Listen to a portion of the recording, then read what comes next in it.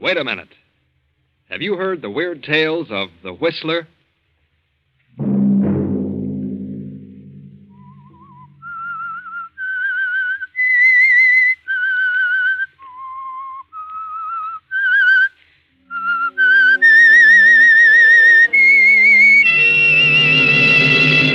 I'm the Whistler.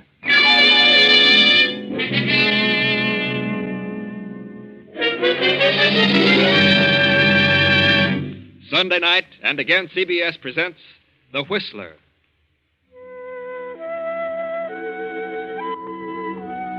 I, the Whistler, know many things, for I walk by night. I know many strange tales, many secrets hidden in the hearts of men and women who have stepped into the shadows. I know the nameless terrors of which they dare not speak. And so I tell you the amazing story of House of Greed. A taxicab rolls through the night and comes to a stop before a brownstone mansion on West 52nd Street.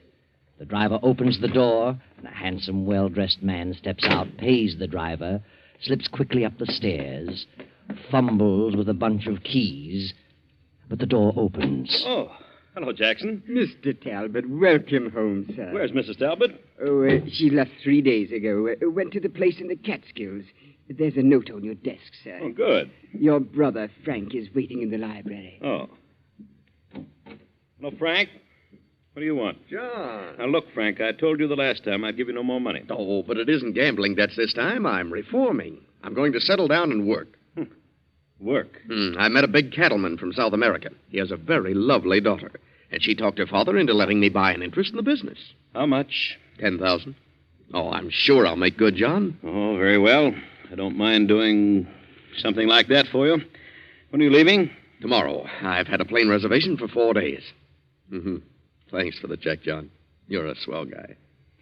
Tell Mary goodbye for me. Yeah, she's up in the Catskills. Yeah, so Jackson told me. Good Lord. What's wrong? She hasn't gone to the Catskills. I can't understand this. What on earth does she mean? Well, what is it? Well, read it. John, this life is too lonely. I can't go on like this, so I'm leaving you. I found someone else who is more considerate of me. But First, I'm going home, and from there, it doesn't matter. I'm sorry, but things just didn't work out for us. Mary. Someone who's more considerate of her. Why, I've given Mary everything her heart desired. She must be out of her mind. Of course, you have been gone a lot, and women get crazy ideas. It's knocked the pins right out from under me. Yes, I can see that. You better take it easy for a while. Yes, I feel, I don't know, kind of sick. All of a sudden, nothing seems to matter. Well, maybe she'll wake up before she gets too far. Perhaps I'd better cancel my trip for a few weeks until you get straightened out. No, never mind. I'll pull myself together. I wouldn't have you sidetrack your plans for the world. I think you better go now, Frank. I'd rather be alone. All right. But don't do anything foolish. What do you mean? Well, if you brood about it, you're liable to get some crazy ideas and end up really holding the sack. Good luck, Frank. Lots of luck. Thanks. Goodbye, John.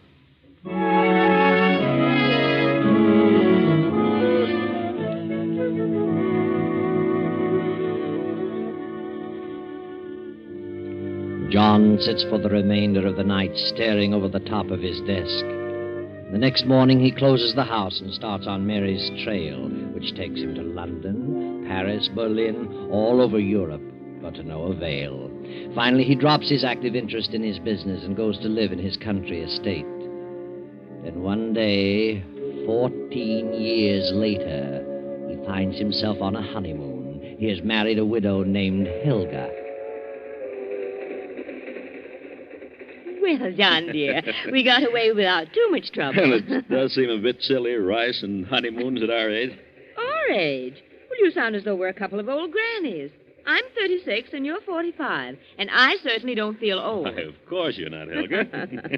Oh, dear. John, now that the wedding's over, there's something I haven't told you. Oh, now I haven't said anything because I was afraid it might make a difference. I know what it is. You have a son. How did you know? I wondered when you were going to mention it. Oh, well, he finishes school this year. It's been quite a struggle putting him through college. But he's very bright. Paul has studied hard and managed to cram 2 years into one. Could he spend the summer with us? Why, of course. Oh, John, you're a darling. I should be able to find a place for him in the business. Oh, ask him to come down to our place in the country. Oh, thanks, John. You're wonderful.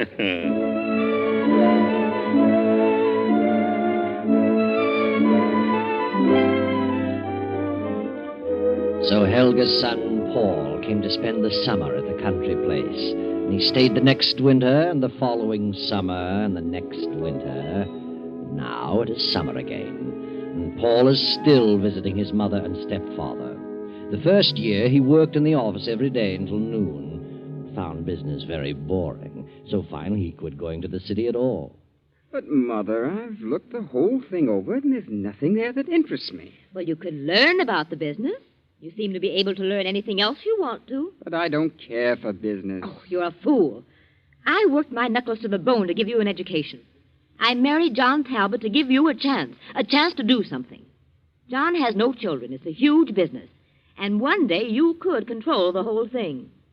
I'm disappointed in you, Paul. You're letting me down. Well, it seems to run very well without too much attention from him. If we were to inherit it, why wouldn't it continue to run just as well? You either get down to that office or you pack your things and get out. Why should I? I'm perfectly satisfied. I'll tell John to make you go. And suppose I tell him what you just said? That you married him just to give me a chance? Married him for his money? You wouldn't dare. And suppose I tell him that you were never divorced from Father?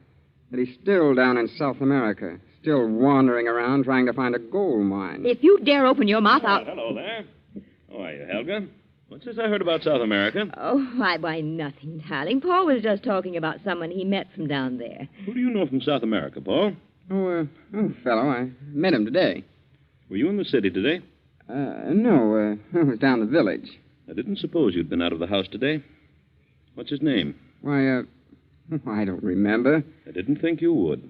You haven't been out of this house for 3 days. Paul, I think you're the laziest man I've ever met. All right. I'll start back to the office Monday. If that's what you and Mother want me to do, I'll do it. Why, I'm sorry I wasn't here for dinner, Helga. I was detained in town. I have quite a bit of work to do. I'll be here in the library for 2 or 3 hours. Very well, John. I won't bother you. I'll go on upstairs. Besides, I want to have a little talk with Paul. Good night, dear. Good night, Helga.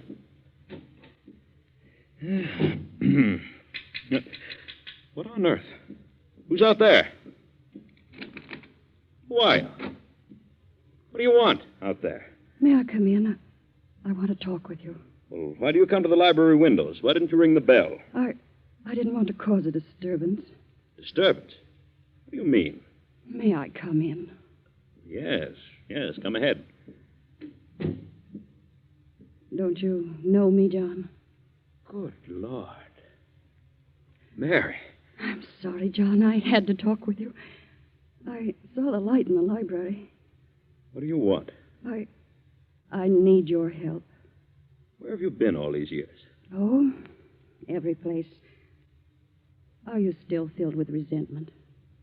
It's been too long ago. At first I was. I followed you all over Europe, but never quite caught up with you. Now I'm glad I didn't. There's no telling what I might have done. I'm sorry, John. I was a fool, and I know that now. May I sit down? Why, of course. Have you a cold? Yes, I can't seem to shake it. I've had it for weeks. See, I hate to mention it, but you look a bit shabby, Mary. Aren't you doing well? Oh, well, yes. Yes, I'm doing all right. Are you? You've married again, Yes. and your wife is here? Yes. Then I'll be as brief as possible. I wouldn't want her to know that I was here. You want me to help your husband? No, not that. I have no husband. What about the man you said was more considerate of you? He left me 4 years after the baby was born. Baby? You have a child. Yes, John. She's 17 now. And where's the man? I don't know, and I don't care.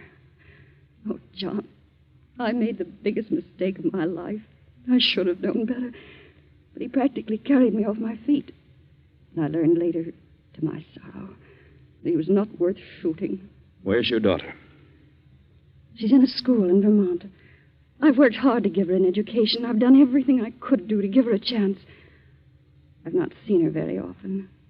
But now, well, I'm sort of cracking up. I've been ill a lot, and I seem to have trouble getting a job. Job? What kind of a job? Why, any kind of a job. What have you been working at, Mary? Oh, John, I've made such a miserable mess of it. I was never able to face things. I always took the line of least resistance. What a shame. And now I've come to the end of my rope. Joan has finished school. She's a lovely girl, John. I can't let her know. I can't take her with me. Why not? She deserves so much more. She deserves a chance in life. I want you to do something for her. Why should I? Because she's your daughter, John. Yeah. My daughter? Yes, yours and mine. She was born 7 months after I left. Here's the birth certificate. Please, John, do something for her. She shouldn't be made to suffer for my mistake. She's innocent. Well, does she know I'm her father? No. And she doesn't remember the other men. Here, I'll give you her address. Fernwood College. And I'll write a letter to her explaining all about you. Well, Oh, John, you could do so much for her. She's a young lady now. And so lovely. Please see her. I know you'll fall in love with her. All right, Mary. I'll see her. I'll have her come down here. Oh, John. John, I'm so sorry. So sorry for everything I've done. Please forgive me. I've forgotten everything, Mary. Oh, wait a moment. Take this check and do something about that cough. No, thanks, John. I won't need it. You better take it. Thanks. I'll be all right in a few days. The cough will be gone. Good night, John. Good night, Mary.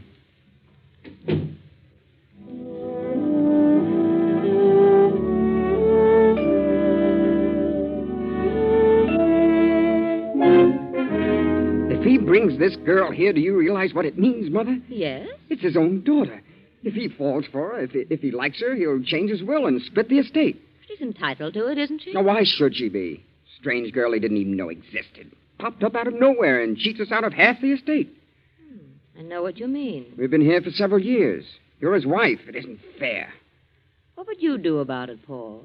I'd see that she didn't get anything. How would that be possible? Suppose she didn't like it here. Supposing that before John got attached to her, the things happened that would make her dislike everything here.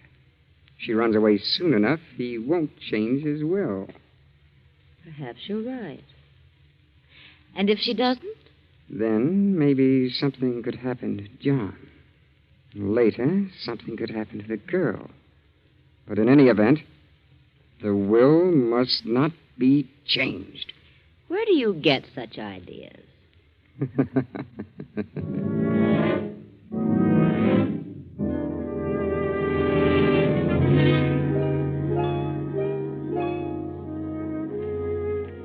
That, Joan dear, is the story of your mother. I trailed them all over Europe, but never quite caught up with them. You mean you planned to kill them? Kill them? I was filled with revenge, but I finally gave up the chase and returned here to wait. I knew that sooner or later she'd show up. But it's been so long ago. Surely you've lost the desire for revenge by this time. Time heals many wounds, my dear. If you had caught up with them and satisfied your revenge, what good would it have done? Quite right, my dear, quite right. Tell me, have you no recollection of this man? You can recall nothing about him? Absolutely nothing. Remember, I was only 4 when he went away. And you do believe that I'm your father? What else am I to believe? Mother proved that with the birth certificate. Proved that I'm Joan Talbot, not Joan Evans, as I've always believed. Of course. And would you like to remain here? Why, yes, I think I would, Well, but there seems to be a doubt. Why do you hesitate? I don't know. From all the evidence, I belong here. I have a legal right, but... Well, I can't seem to find words to express it. Express what? From the moment I stepped in the door of this house, I've had a strange feeling. A cold, chilly sensation of fear. Well, is it something you feel about me? Yes. You're afraid of me. No, I don't think so. Is it Helga? Well, Is it Paul? oh, please don't ask me anymore. I don't know what it is. Well, what has Paul said to you? Nothing. No one said anything. It's just a premonition of evil. There's something wrong. Something horribly wrong in this house. Oh, you're imagining things, Joan. It's all in your mind. It will pass as suddenly as it came. You're young, Joan, impressionable, and you've suddenly found your life turned upside down. A new environment to which you've never become accustomed, but you'll get used to it. You're my daughter. I want you to have what you deserve, what is rightfully yours. I understand. And I'll try to overcome this feeling. Yeah, that's better. You're a lovely girl, Joan. An intelligent girl. I know I'm going to be very proud of you. Thank you. I think I'll go to bed now. Well, it is rather late. Good night, dear. See you in the morning. Hello. Paul, what are you doing here on the stairs in the dark?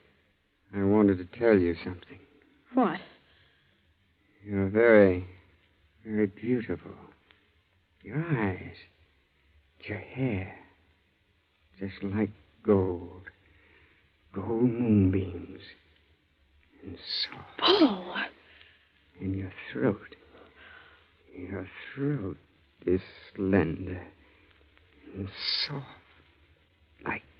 Take your hands off my neck. Paul! I don't know many girls. Girls don't like me. Let me by. You don't like me either, do you? Well, I know. I can tell. Elsie didn't like me either. She was afraid of me. Who's Elsie? She was a girl in the village. She worked here in the summertime. No one knows what became of her. What? I don't remember what happened to her. But her throat was slender and white, like yours. Let me by.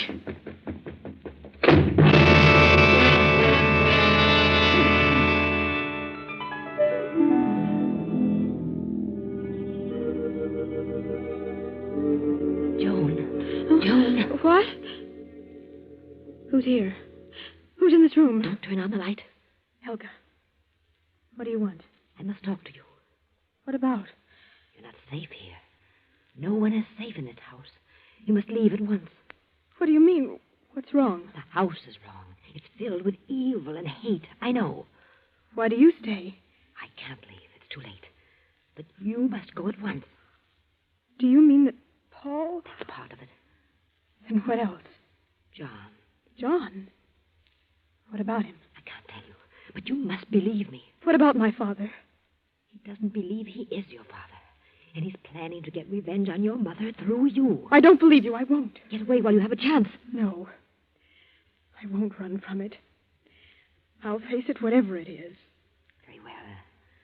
Good night, Joan.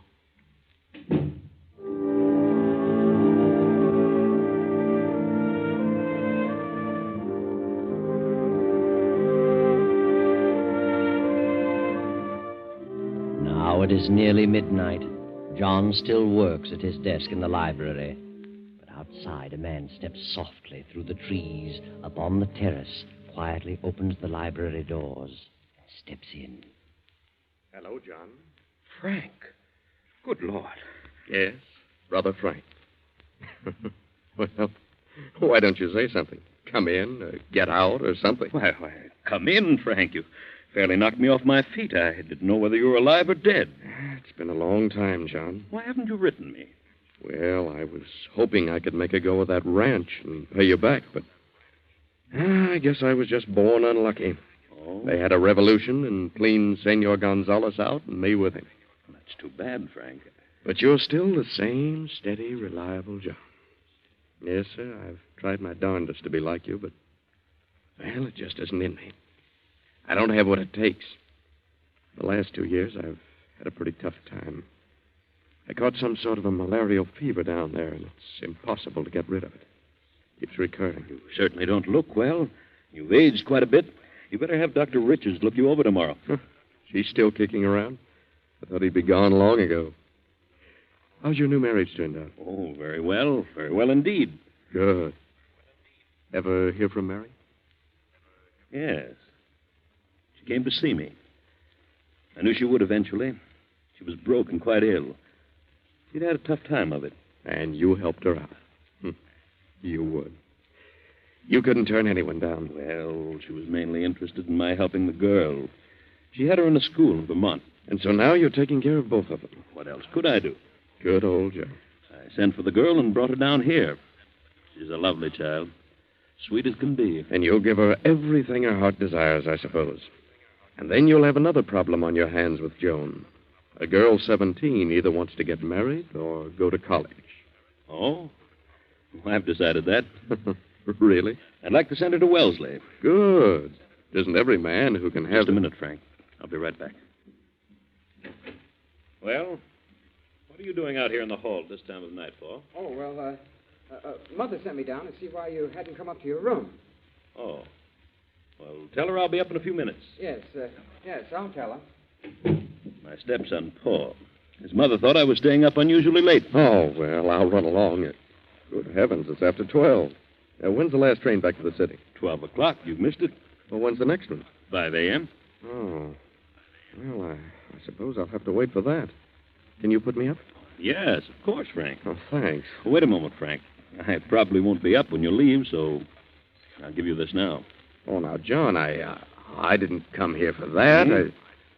Well, that is not exactly. No, you never have. Here you are, Frank. 1,000. And see Doc Richards first thing in the morning. And drop in at the office and let me know what he says. Thanks, John. I'm sorry to have to take this. I only wish that... Oh, forget it. We're not kids any longer. You're too old to learn new tricks now. Run along to bed, Frank. I'll see you tomorrow.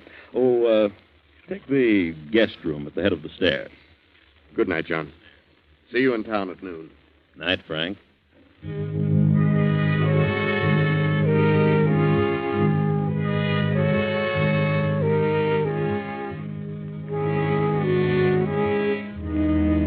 The clock strikes 3 as 2 figures slip down the darkened hall and quietly enter John's bedroom. Then a few minutes later, the same 2 figures make their way in the moonlight through the trees to the back of the estate, carrying a long, gruesome bundle wrapped in a sheet.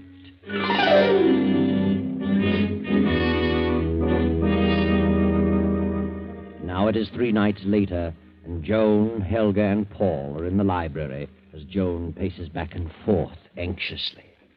But where could Father have gone? He didn't say a word about going out of town. Oh, maybe he doesn't want to come back. Why not? I don't know. Maybe he doesn't like it here. You should have listened to me. But you didn't say anything about... Well, you just mentioned me. Could have been a mistake. I just had a weird feeling of impending disaster. Something is wrong, I know. If I didn't belong here, if I could leave, I'd not stay another moment. Who knows what will happen next? I know. What do you know? I know what'll happen next. They always happen in twos. Many people have come here and stayed a while and then suddenly disappeared. What time is it? 11:30. There's a train at 12. I'm leaving here. Hello? Yes, this is Joan Talbot. What? Good heavens, who? Where?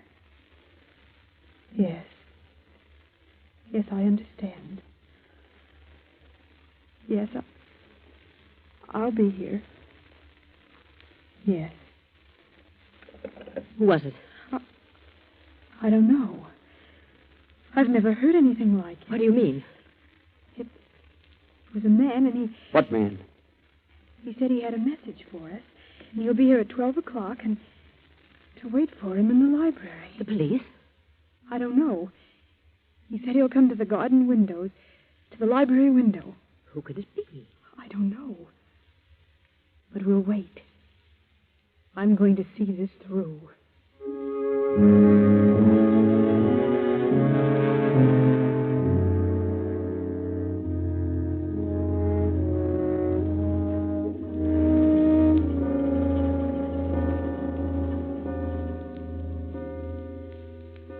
Here he comes. Through the garden. Who is it, Mother? I don't know. The lights. Why did you turn out the lights? I turned them out so we could see outside. Who is he? I don't know. He's up on the terrace.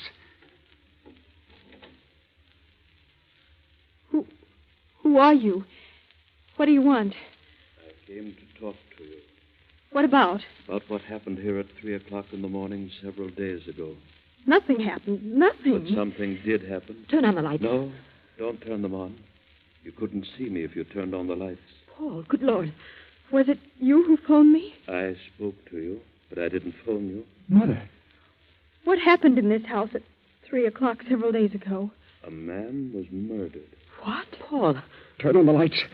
Turn on the lights! Joan Talbot, open the top drawer of that desk. Now take out the paper.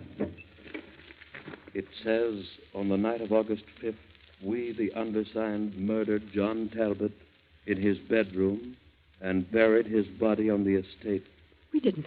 We didn't. It's John. It's John. Sign it. Sign the paper and I'll go. Sign it, Paul. Sign it. You did it. You killed him. Sign it. You help me. You sign it. I can't. Turn on the lights, Joan. John. It's him. It's him. He isn't dead. No, Paul. We didn't. Paul, what happened? I'll tell you. You killed my brother Frank instead. Come on in, Sergeant. You heard it all. Yes, we heard it all. Father, what on earth happened? When you phoned a while ago, I almost fainted. I was sure you were dead. I knew from the moment you told me you were frightened in this house that something was wrong. I put two and two together and realized what it was. They didn't want you to share in the estate. I knew they were planning something on that night. And then my brother came. He accidentally got into my room by mistake, and they killed him instead of me. I saw them carrying his body through the trees. So I disappeared for a few days and evolved this plan. You've nothing to worry about any longer, Joan. Nothing. No. Nothing to worry about. But the truth would certainly amaze you. All that Helga said about Paul and John was true. John was planning revenge, but not through Joan. That night your brother Frank came back. You discovered something, John. What was it Frank said? And then you'll have another problem on your hands with Joan. A girl 17 either wants to get married or go to college. It was then, John, that you knew the truth. The only way that Frank could have possibly known that the girl's name was Joan and that she was 17 was to have been with Mary. So John knew then that it was Frank who ran away with Mary and deserted her when Joan was 4 years old. And then John, knowing that Helga and Paul planned to kill him, deliberately let Frank occupy his room on that fateful night. John's revenge was satisfied, and he didn't have to turn a hand. That's all.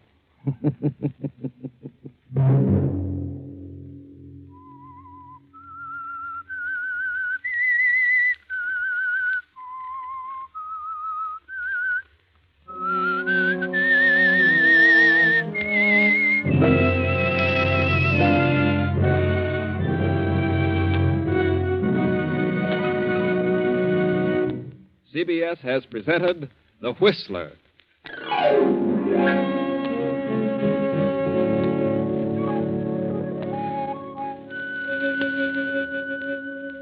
And now an important announcement regarding a change of time. Beginning 1 week from tomorrow night, on Sunday, September 13th, The Whistler will come to you at 9:15 p.m. Remember, Sunday, September 13th, at 9:15 p.m.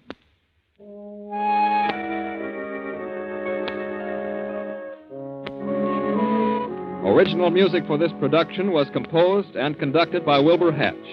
The Whistler is written and directed by J. Donald Wilson and originates from Columbia Square in Hollywood. This is the Columbia Broadcasting System.